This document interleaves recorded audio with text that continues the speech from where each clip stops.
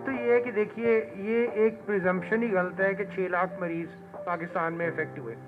یہ 6 لاکھ جو اسٹیٹسٹکس ہے نا, یہ جو نمبرز ہوتے ہیں, یہ بڑی کنفیوزنگ چیز ہے.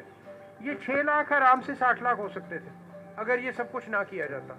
تو ایسا کوئی فگر نہیں ہے جس کے اوپر جا کر ہم انسانی تکلیف کا فیصلہ کرتے ہیں کہ لوگ تکلیف میں ہوں گے اگر 1 کروڑ لوگ بیمار ہوئے, اور لوگ تکلیف میں نہیں ہوں گے اگر 60 لاکھ بیمار ہوئے, یا نہیں تکلیف میں ہوں گے اگر 10 لاکھ بیمار ہوئے. کیونکہ یہ فگر سٹیٹک نہیں رہتی. 10 لاکھ سے 50 لاکھ یہ ایسے ہو جاتی ہے. تو اس کو روکنے کا کرنا پڑتا ہے. اب پولیو کے تو 18 کیس ہوئے یا 20 کیس ہوئے, تو آپ کے حساب سے تو ہمیں پولیو کے لیے کوئی کوشش ہی نہیں کرنی چاہیے.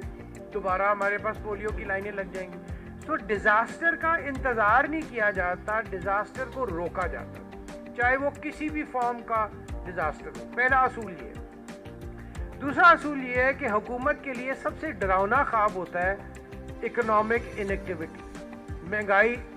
حکومتیں تبدیل ہو جاتی. میرا حکومت سے کوئی تعلق نہیں, مگر ایک کامن سینس اور پولیٹیکل سائنس کے اسٹوڈنٹ ہونے کے ناطے کسی بھی حکومت کے لیے سب سے ڈراؤنا خواب ہوتا ہے اکنامک انیکٹیویٹی. چینی مہنگی ہو جائے, آٹا مہنگا ہو جائے, کچھ مہنگا ہو جائے, تو یہ اس سے حکمرانوں کی نیندیں اڑ جانی چاہیے, اس لیے کہ عام آدمی کو ان کے خلاف سڑک پہ لانے کے لیے اس سے بڑی چیز کوئی نہیں ہوتی. کوئی حکومت جان بوجھ کر اپنے پاؤں پر کو لاڑا نہیں مار سکتی, پہلی بات.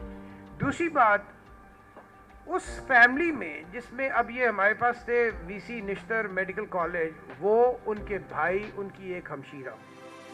انسانی سفرنگ جو ہے اس کو آپ کوانٹیفائی نہیں کر سکتے. 10 لاکھ لوگ, 5 لاکھ لوگ, 6 لاکھ لوگ, جس فیملی کے ساتھ ہوتی ہے ویسی 10 فیملیز بھی ایک بہت بڑا ڈیزاسٹر ہے. اور میں ایسی بہت سی فیملیز کو جانتا ہوں جہاں ایک سے زیادہ لوگ لقمہ اجل بنے. جب آپ کسی ایسی پوزیشن میں ہوتے ہیں جہاں آپ کو فیصلے کرنے ہوتے ہیں تو آپ نمبرز پہ نہیں جا سکتے.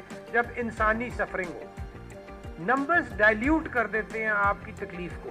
اسٹیٹسٹیکلی 2 لاکھ, 5 لاکھ, 20 لاکھ ہمیں لگتا ہی کچھ نہیں, کیونکہ دنیا کی آبادی 7 ارب ہے, تو اس میں یہ نہیں لگتا. تو اگر آپ کائنات دیکھیں تو انسان کی اور ساری دنیا کی حیثیت ہی کوئی نہیں.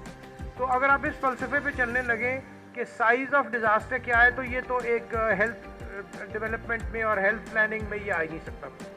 دوسری بات یہ ہے کہ یہ حقیقت ہے اور یہ ساری دنیا میں ہے, اور لوگ دھڑا دھڑ, اور یہ میرا ذاتی ایک نان سائنٹیفک خیال یہ ہے کہ یہ اللہ تعالیٰ کی طرف سے انسانوں پر ایک عذاب ہے. یہ بیماری نہیں ہے. اس کی جو علامات اب آ رہی ہیں اور جو اس کی پریزنٹیشنز آ رہی ہیں, اور شاید یہ اس طرف اشارہ دے رہا ہے کہ آپ اگر دیکھیں تو کیا ہو رہا ہے معاشرے میں.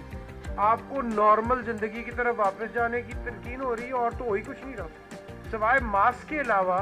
باقی تو سب کچھ وہ ہے جو ہمارے لیے نارمل تھا 40 سال پہلے, اور اب وہ نارمل نہیں رہا.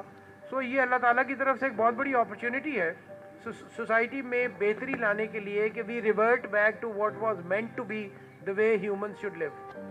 یہی اصل زندگی تھی. چھوٹے لیول کے فنکشنز, ریاکاری سے پرہیز, بے جا اسراف سے پرہیز, بے جا جو ہم یہ فنکشنز کر لیتے ہیں اور پیسے برباد کرتے ہیں. ہم روتے ہیں کہ پاکستان میں اکنامک ریسیشن ہے, تو سمپلسٹی کی طرف جانے کے لیے مجھے تو خیال ہے اس کو ہمیں ایک بہت بڑی اپرچونٹی کے طور پہ لوگوں کے ذہن کو تیار کرنا چاہیے کہ یہی اصل زندگی گزارنے کا طریقہ تھا.